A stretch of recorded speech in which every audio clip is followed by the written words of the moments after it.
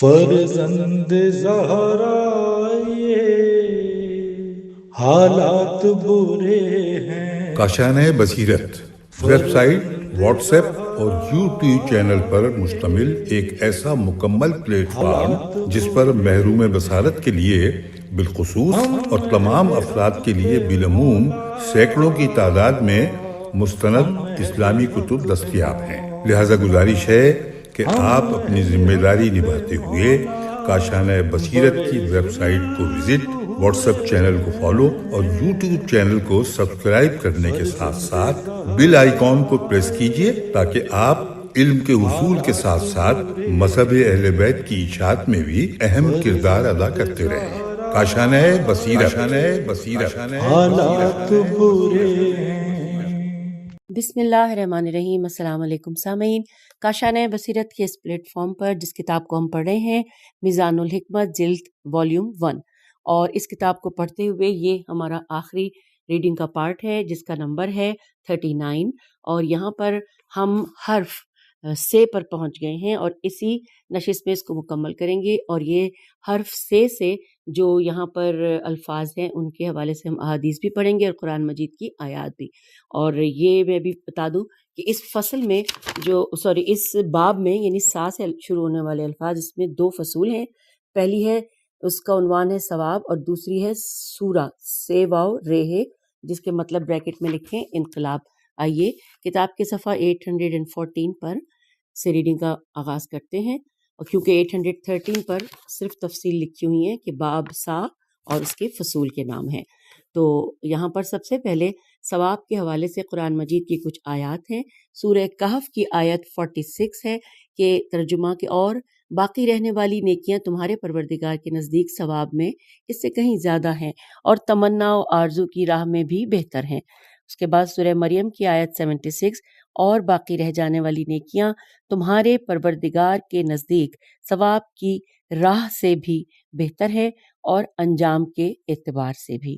آئیے اگلی سورہ نحل کی آیت 96 پڑھتے ہیں کہ جو کچھ تمہارے پاس ہے ایک نہ ایک دن ختم ہو جائے گا، اور جو اجر خدا کے پاس ہے وہ ہمیشہ باقی رہے گا.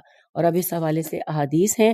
حدیث نمبر شمار 2193 پر ہم پہنچے ہیں. مولا علی علیہ السلام غرر الحکم میں فرماتے ہیں تیرے عمل کا ثواب عمل سے کہیں بہتر ہے. اگلی حدیث ہے 2194.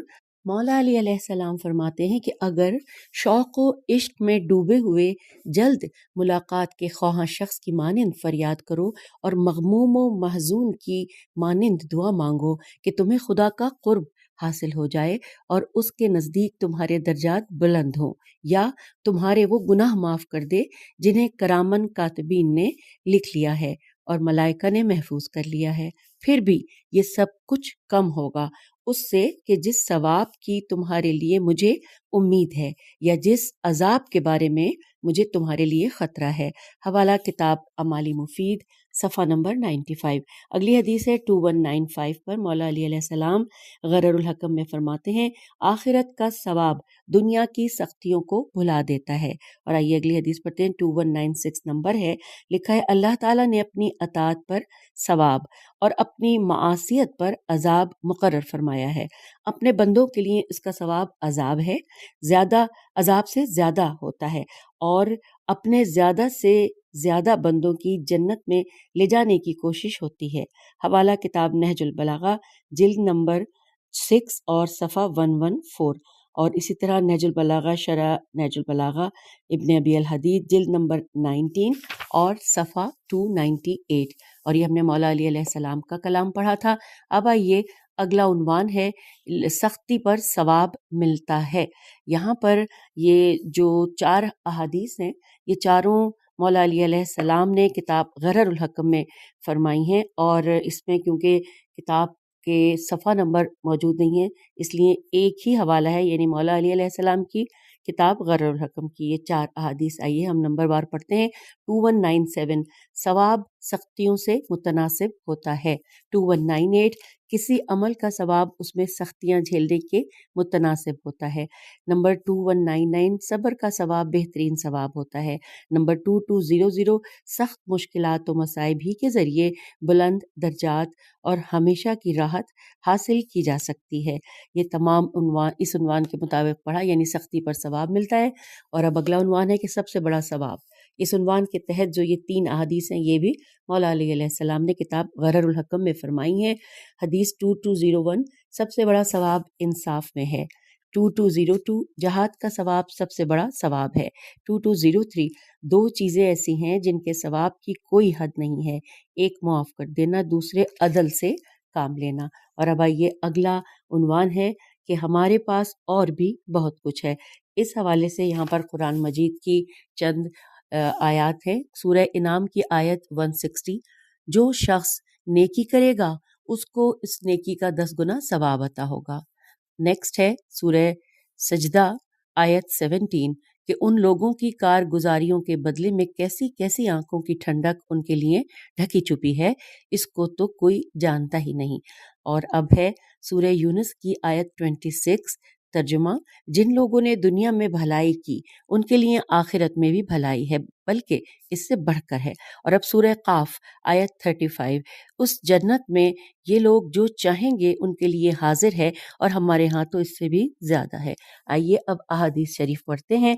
हदीस 2204 नंबर पे पहुँचे। मौला अली अलैहिस्सलाम किताब गररुल हकम में फरमाते हैं कि जो शख्स नेकी का मुकाबला उससे अफजल चीज़ के साथ करता है उसे उसकी जज़ा मिलती है। हदीस 2205 मुजाहिदीन फ़ी सबीलिल्लाह की फ़जीलत के बारे में फरमाया कि इनमें से एक एक शख्स अपने ख़ानदान और हमसाए वालों में से 70,000 अफराद की शिफात करेगा, हत्ता कि 2 हमसाए आपस में लड़ेंगे कि उनमें से कौन इसका ज़्यादा करीबी हमसाया है। वो मेरे और हज़रत इब्राहीम अलैहिस्सलाम के साथ खुल्दे बरी के दस्तरख्वान पर बैठकर सुबह शाम अपने रब की अज़मत का नज़ारा करेंगे।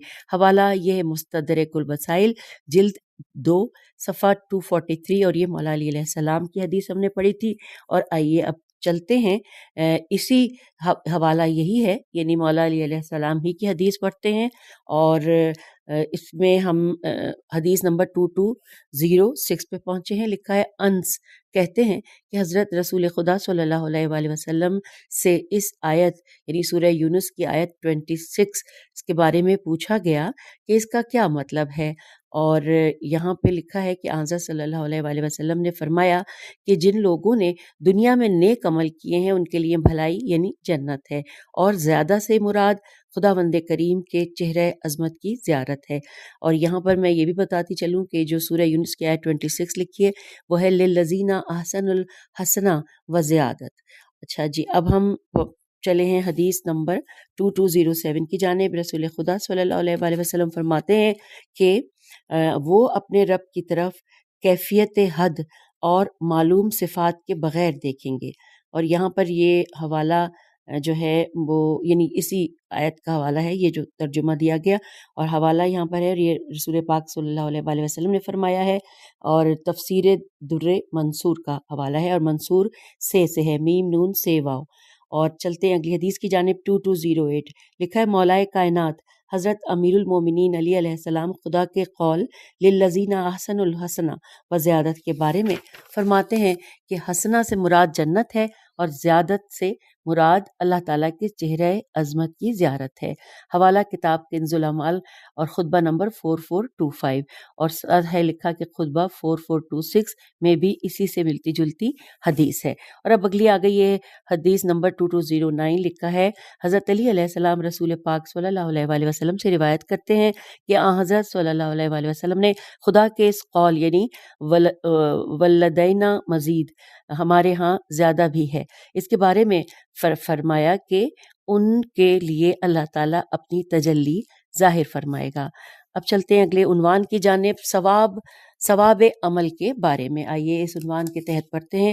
حدیث 2210 پہ لکھا ہے کہ جس شخص تک یہ بات پہنچے کہ حضرت رسول پاک صلی اللہ علیہ وآلہ وسلم نے کسی عمل کا ثواب بیان فرمایا ہے اور وہ شخص اسے حضور پاک کا قول سمجھتے ہوئے اس پر عمل پیرا ہو جائے تو اسے اس کا ثواب ضرور ملے گا، خواہ حضرت صلی اللہ علیہ وآلہ وسلم نے ایسا نہ بھی فرمایا ہو۔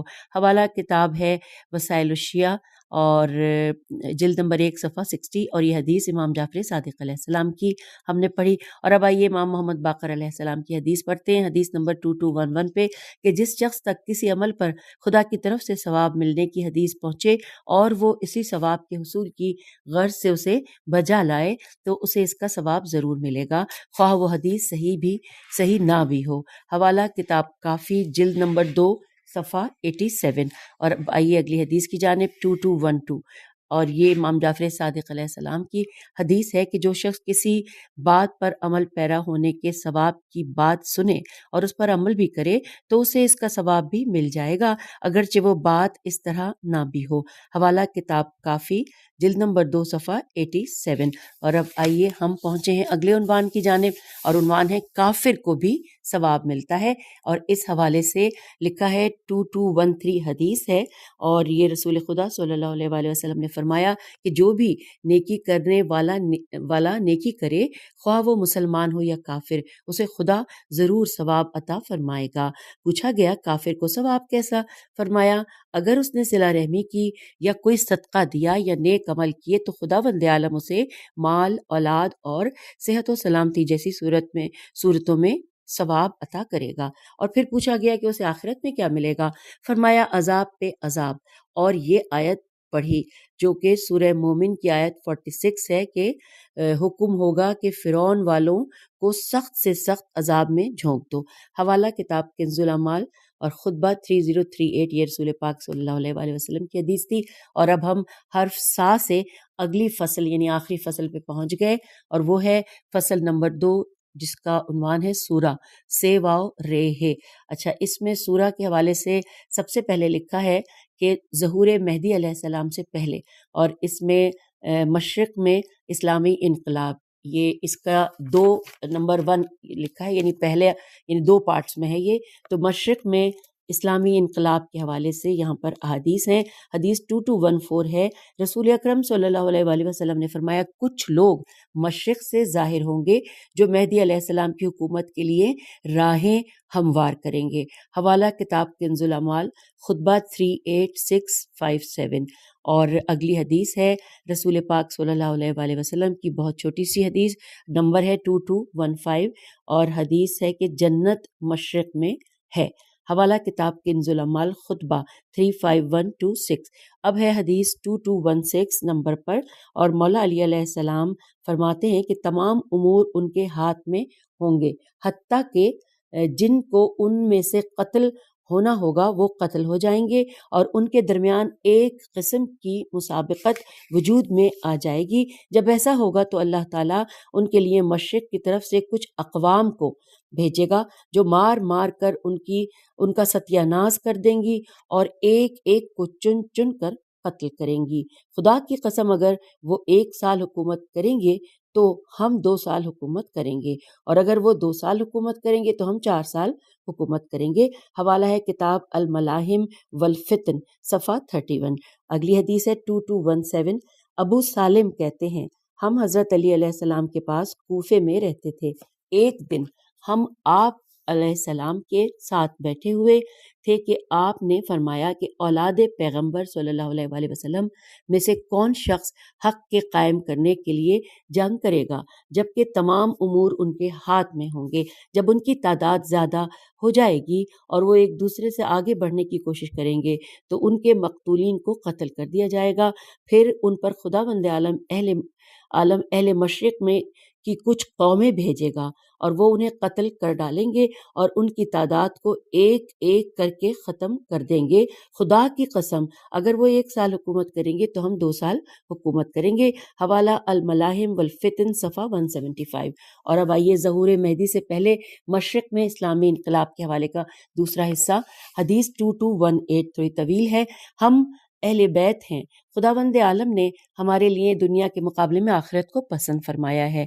میرے بعد میرے اہل بیت کو ابتلا، جلا وطنی اور جدائی کا سامنا کرنا پڑے گا، حتیٰ کہ سرزمین مشرق سے کچھ لوگ اٹھیں گے جن کے ساتھ سیاہ جھنڈے ہوں گے۔ وہ حق کا مطالبہ کریں گے لیکن لوگ انہیں ان کا حق نہیں دیں گے۔ وہ اس سلسلے میں جنگ کریں گے اور غالب آئیں گے، پھر انہیں وہ سب کچھ ملے گا جس کا وہ مطالبہ کرتے تھے، لیکن وہ اسے قبول نہیں کریں گے۔ وہ اپنا سب کچھ میرے اہل بیت کے ایک فرد کے سپرد کر دیں گے جو میرا ہم نام اور جس کا والد میرے والد کا ہم نام ہوگا، اور وہ روئے زمین کا مالک بن جائے گا اور اسے عدل و انصاف سے یوں بھر دے گا جیسے اسے ظالموں نے ظلم و جور سے بھرا ہوگا۔ لہٰذا تم یا تمہاری نسلوں میں سے اگر کوئی شخص اس صورتحال کو پالے تو اس کا فرض ہے کہ وہ ان کے پاس پہنچ جائے، خواہ اسے برف کے تودوں پر گھٹنوں کے بل ہی چل کر کیوں نہ جانا پڑے، کیونکہ وہی ہدایت کا جھنڈا ہوں گے۔ حوالہ ہے کتاب کنز الاعمال خطبہ 38677، اور یہ حدیث ہم نے پڑھی رسول اکرم صلی اللہ علیہ وآلہ وسلم کی۔ اگلی حدیث پڑھتے ہیں اسی عنوان سے کہ 2219 نمبر ہے، اور اس میں لکھا ہے کہ عبداللہ کہتے ہیں کہ ہم ایک مرتبہ رسول خدا صلی اللہ علیہ وآلہ وسلم کی خدمت میں بیٹھے ہوئے تھے کہ اچانک قریش کے کچھ جوان سامنے سے گزرے جنہیں دیکھ کر حضرت صلی اللہ علیہ وآلہ وسلم کا رنگ تبدیل ہو گیا۔ ہم نے عرض کیا یا رسول اللہ، ہم آپ صلی اللہ علیہ وآلہ وسلم کے چہرے مبارک میں تبدیلی دیکھ رہے ہیں، اس کی کیا وجہ ہے؟ تو آپ صلی اللہ علیہ وآلہ وسلم نے ارشاد فرمایا، ہم اہل بیت علیہ السلام ہیں اور اللہ تعالیٰ نے ہمارے لیے دنیا کے مقابلے میں آخرت کو پسند فرمایا ہے۔ میرے بعد میرے ان اہل بیت کو بلاؤں، جلا وطنیوں اور جدائیوں کا سامنا کرنا پڑے گا، حتیٰ کہ یہاں سے آپ صلی اللہ علیہ وآلہ وسلم نے مشرق کی طرف ہاتھ سے اشارہ کر کے فرمایا کہ کچھ لوگ اٹھیں گے جن کے پاس سیاہ جھنڈے ہوں گے، وہ حق کا مطالبہ کریں گے لیکن لوگ ان کا یہ مطالبہ پورا نہیں کریں گے۔ وہ پھر بھی یہی مطالبہ کریں گے لیکن لوگ ان کا یہ مطالبہ پورا پھر بھی نہیں کریں گے۔ وہ پھر یہی مطالبہ کریں گے لیکن ان کی بات نہیں سنی جائے گی، جس کے نتیجے میں وہ جنگ کریں گے اور جم کر لڑیں گے۔ آخر کار ان کا مطالبہ مان لیا جائے گا لیکن وہ اسے قبول نہیں کریں گے، یہاں تک کہ وہ اپنا تمام معاملہ میرے اہل بیت علیہ السلام کے ایک فرد کے سپرد کر دیں گے جو زمین کو عدل و انصاف سے اس طرح بھر دے گا جس طرح وہ اس سے پہلے ظلم و جور سے بھر چکی ہوگی۔ لہٰذا تم میں سے جو شخص بھی انہیں پائے وہ فوراً ان کے پاس چلا جائے، خواہ اسے برف کے تودوں پر گھٹنوں کے بل ہی کیوں نہ جانا پڑے۔ اور بریکٹ میں لکھا ہے کہ اس طرح کی حدیث بہت سے طریقوں سے روایت کی گئی ہے۔ حوالہ ہے کتاب اعمال مفید صفحہ 161۔ اور اب آئیے حدیث 2220، اور اس میں لکھا ہے ایزن یعنی کہ پچھلی ہی جو حدیث ہے اسی کا حوالہ لکھا ہے، حتیٰ کہ ایک قوم مشرق کی طرف سے آئے گی جن کے پاس سیاہ جھنڈے ہوں گے، وہ حق کا مطالبہ کریں گے لیکن انہیں حق نہیں دیا جائے گا۔ وہ دوبارہ یا سہ بارہ مطالبہ کریں گے لیکن ان کی کوئی نہیں سنے گا۔ آخر کار وہ جنگ کریں گے اور وہ کامیاب ہو جائیں گے اور ان کا مطالبہ مان لیا جائے گا لیکن وہ اسے قبول نہیں کریں گے، یہاں تک کہ یہ معاملہ میرے اہل بیت علیہ السلام کے ایک فرد کے سپرد کر دیں گے جو زمین کو عدل و انصاف سے اس طرح بھر دے گا کہ جس طرح سے پہلے ظالموں نے اسے ظلم و جور سے بھر دیا ہوگا۔ لہٰذا تم میں سے جو شخص بھی یہ صورتحال دیکھے فوراً ان کے پاس چلا جائے، خواہ اسے برف پر گھٹنوں کے بل جانا پڑے، کیونکہ وہ فرد اہل بیت مہدی علیہ السلام ہوں گے۔ اور یہاں پر حوالہ ہے کتاب اعمال مفید صفحہ 52، اور یہ حدیث رسول اکرم صلی اللہ علیہ وآلہ وسلم کی ہم نے پڑھی۔ اس کے بعد اس عنوان سے آخری حدیث ہے 2221 نمبر ہے کہ لکھا ہے امام محمد باقر علیہ السلام فرما رہے ہیں کہ گویا میں ایک قوم کو دیکھ رہا ہوں جو مشرق سے نکل کر حق کا مطالبہ کر رہی ہے لیکن لوگ اسے حق نہیں دے رہے، اور وہ پھر مطالبہ کرے گی لیکن اس کا حق نہیں ملے گا۔ جب وہ یہ صورتحال دیکھے گی تو تلواروں کو اپنے شانوں پر رکھ لے گی یعنی کہ جنگ کرے گی، چنانچہ اس کے تمام مطالبے مان لیے جائیں گے لیکن وہ قبول نہیں کرے گی۔ وہ اسی حالت ہی میں کھڑی ہوگی اور اپنا تمام معاملات تمہارے صاحب الامر کے سپرد کر دے گی۔ اس قوم کے مقتول شہید ہوں گے۔ یاد رکھو اگر مجھے موقع مل جائے تو سب سے پہلے اس صاحب الامر کے پاس پہنچ جاؤں۔ حوالہ کتاب الغیبت صفحہ 146 اور 145۔ آئیے اگلی عنوان کی جانب لکھا ہے دین کی خاطر تمہاری سرکوبی کریں گے۔ اس حوالے سے ہم اگلی حدیث پر یعنی یہاں پر جو احادیث ہیں اس کی پہلی حدیث نمبر 2222 اور اس کو پڑھتے ہیں، تھوڑی طویل ہے۔ منہال بن عمرو ایک شخص سے روایت کرتے ہیں کہ میں مسجد میں تھا اور علی علیہ السلام اینٹوں کے ممبر پر بیٹھ کر ہمیں خطبہ دے رہے تھے اور میرے پیچھے سعصع بن سوحان سواد عین سواد ہے سوسا بن سوحان سواد واو ہے الف نون وہ بھی موجود تھے۔ اتنے میں ایک شخص آیا، اس نے آپ سے کوئی مخفی بات کہی جسے ہم نہ سن سکیں۔ اس کی بات سے آپ کے چہرے پر غصے کے آثار نمایاں ہوئے اور آپ خاموش بھی ہو گئے۔ اتنے میں اشعث بن قیس آ گیا اور وہ لوگوں کو چیرتا ہوا ممبر کے قریب جا پہنچا اور کہنے لگا، یا امیر المومنین علیہ السلام، یہ سرخ فام لوگ آپ کی موجودگی میں ہم پر غالب آ گئے ہیں۔ راوی کہتا ہے کہ سعصع نے اپنا ہاتھ اس کے دونوں شانوں کے درمیان مار کر کہا کہ انا للہ و انا الیہ راجعون۔ آج حضرت علی علیہ السلام عربوں کے بارے میں وہ بات ظاہر کریں گے جسے آج تک انہوں نے چھپائے رکھا ہے۔ راوی کہتا ہے حضرت علی علیہ السلام سخت غضبناک ہوئے اور فرمایا کہ کوئی ہے جو مجھے ان پست فطرت لوگوں سے معذور سمجھے جن میں سے ایک اپنے پہلوؤں میں پیچ و تاب کھا رہا ہے، جبکہ ایک قوم ذکر خدا کے لیے ہجرت کیے ہوئے ہے اور وہ مجھے کہتے ہیں کہ میں ایسی قوم کو اپنے سے دور کر دوں۔ اگر میں نے ایسا کیا تو میں ستمگاروں میں سے ہو جاؤں گا۔ اس ذات کی قسم کہ جس نے دانے کو شگافتہ کیا اور جان کو پیدا کیا، میں نے حضرت محمد صلی اللہ علیہ وآلہ وسلم کو یہ فرماتے ہوئے سنا ہے کہ خدا کی قسم یہ لوگ دین سے اپنی واپسی کے وقت تمہیں ایسی ماریں گے کہ جس طرح تم نے انہیں دین کی ابتدا پر ماری تھی۔ حوالہ کتاب نہج السعادت جلد نمبر 2 صفحہ 703 اور 704۔ اگلی حدیث 2223 اس کا نمبر شمار ہے اور لکھا ہے کہ رسول خدا صلی اللہ علیہ وآلہ وسلم نے اہل فارس یعنی کہ ایرانیوں کے بارے میں فرمایا کہ تم نے انہیں قرآن کی تنزیل پر مارا تھا اور دنیا کے خاتمے سے پہلے وہ تمہیں اس کی تعویل پر ماریں گے۔ حوالہ کتاب نہج البلاغہ جلد 67 صفحہ 174۔ اور اب اگلی حدیث ہے 2224 نمبر شمار ہے۔ مولا علی علیہ السلام فرماتے ہیں گویا میں اجمیوں کے ساتھ ہوں اور انہیں دیکھ رہا ہوں کہ انہوں نے مسجد کوفہ میں خیمے لگا رکھے ہیں اور وہ لوگوں کو قرآن کے نزول کے مطابق اس کی تعلیم دے رہے ہیں۔ اور یہاں پہ حوالہ ہے کتاب الغیبت صفحہ 171۔ اور اب پڑھتے ہیں امام جعفر صادق علیہ السلام کی حدیث کا نمبر ہے 2225۔ تمہاری اس وقت کیا حالت ہوگی جب حضرت قائم آل محمد علیہ السلام اپنے خیمے مسجد کوفہ میں لگائیں گے اور ان کی طرف ایک نئی قوم آئے گی جو عربوں پر سخت گیر ہوگی۔ حوالہ کتاب الغیبت صفحہ 172۔ اور اب اگلا عنوان آ گیا کہ خدا تم پر اہل عجم کو ضرور بھیجے گا۔ آئیے اس حوالے سے احادیث پڑھتے ہیں۔ لکھا ہے رسول اکرم صلی اللہ علیہ وآلہ وسلم فرما رہے ہیں حدیث نمبر 2226 کہ تم امر بالمعروف اور نہی عن المنکر کا فریضہ انجام دیتے رہو، ورنہ خدا تم پر اہل عجم کو بھیجے گا جو تمہاری گردنیں اڑا دیں گے اور تمہارا مال فے کھائیں گے۔ فے بڑی فے کھائیں گے، وہ شیر ہوں گے جو فرار نہیں کریں گے۔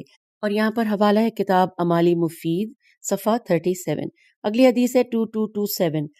رسول اکرم صلی اللہ علیہ وآلہ وسلم فرماتے ہیں عنقریب ہم تمہارے ہاتھ اہل عجم این جیم میم سے بھر جائیں گے اور پھر خدا انہیں شیر بنا دے گا اور وہ فرار نہیں کریں گے۔ وہ تمہارے ساتھ لڑیں گے لیکن تمہارا مال فے نہیں کھائیں گے۔ حوالہ کتاب امالی مفید صفحہ 135۔ اگلی حدیث ہے 2228۔ رسول خدا صلی اللہ علیہ وآلہ وسلم نے مجھے ایک بات بتائی اور فرمایا کہ یا علی تم باغی گروہ ناکشین نون الف کاف شین یہ نون اور مارقین میم الف رے قاف یہ نون مارقین کے گروہوں سے جنگ کرو گے۔ خدا کی قسم اے عربوں تمہارے ہاتھ عجم والوں سے بھر جائیں گے اور جب تمہارے ہاتھ ان سے بھر جائیں گے تو وہ ایسا پلٹا کھائیں گے جس طرح شیر پلٹا کھاتے ہیں۔ وہ تمہارا کچھ بھی نہیں چھوڑیں گے، تمہاری گردنیں اڑا دیں گے، تمہارا مال کھائیں گے جو خدا نے تمہیں فے کی صورت میں دیا ہے، تمہاری زمینوں اور جائیدادوں کے وارث بن جائیں گے، لیکن یہ سب اس وقت ہوگا جب تم دین کو بدل ڈالو گے اور فساد اور برائیوں میں مبتلا ہو جاؤ گے۔ یہ مولا علی علیہ السلام کی حدیث ہم نے پڑھی کتاب اعمال مفید صفحہ 183۔ اور اب آئیے، بہت اہم یہاں پر عنوان ہے کہ قم شہر سے انقلاب کا آغاز ہوگا۔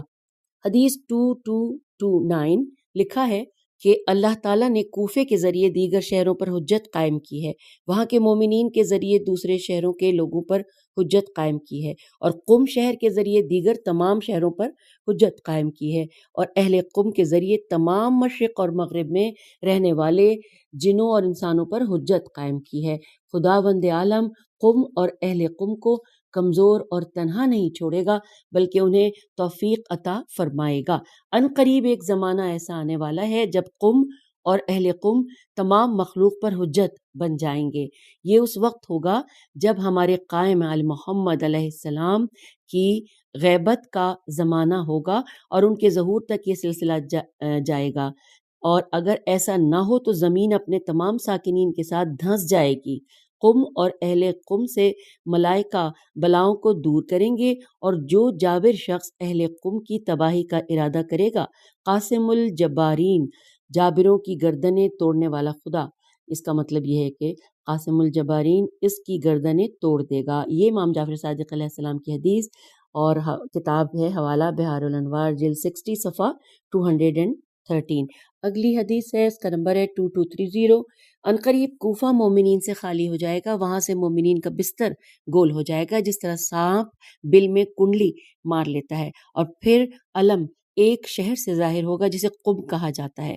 اس وقت قم علم و فضل کی کان بن جائے گا، اور اس وقت روئے زمین پر کوئی مستضعف باقی نہیں رہے گا۔ میم سین تے زواد عین فے، مستضعف باقی نہیں رہے گا، حتیٰ کہ پردہ نشین خواتین بھی مستضعف نہیں رہیں گی۔ یہ صورتحال قائم آل محمد علیہ السلام کے زمانے کے نزدیک پیدا ہوگی۔ اس وقت خدا قم اور اہل قم کو حجت خدا کا قائم مقام بنا دے گا۔ اگر ایسا نہ ہو تو زمین اپنے ساکنین سمیت دھنس جائے گی اور زمین میں کوئی حجت باقی نہ رہے گی۔ چنانچہ وہاں سے علم کے سوتے پھوٹیں گے جو مشرق و مغرب کے تمام شہروں تک جا پہنچیں گے۔ اس وقت خدا کی حجت تمام ہو جائے گی، خدا اتمام میں حجت کر دے گا، حتیٰ کہ روئے زمین پر کوئی شخص بھی ایسا نہیں ہوگا کہ جس تک دین اور علم نہ پہنچا ہو، اور پھر ہمارا قائم علیہ السلام ظہور فرمائے گا۔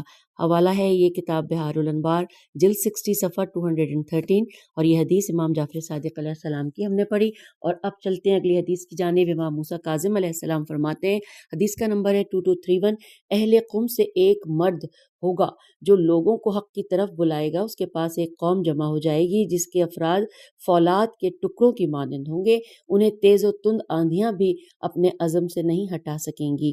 وہ لوگ نہ تو جنگ سے گھبرائیں گے اور نہ ہی بزدلی کا مظاہرہ کریں گے، بلکہ خدا پر بھروسہ کریں گے، اور نیک انجام تو متقی لوگوں کا ہی ہوتا ہے۔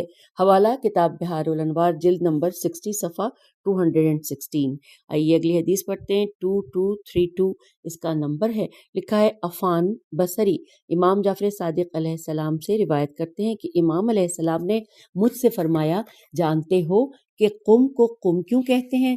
میں نے عرض کیا، خدا، اس کا رسول صلی اللہ علیہ وآلہ وسلم اور آپ خود ہی بہتر جانتے ہیں۔ تو امام علیہ السلام نے فرمایا کہ اسے اس لیے قم کہتے ہیں کہ اس کے رہنے والے قائم آل محمد صلی اللہ علیہ وآلہ وسلم کے ساتھ اکٹھے ہوں گے اور ان کے ساتھ مل کر قیام کریں گے، ثابت قدم رہیں گے اور ان کی بھرپور نصرت کریں گے۔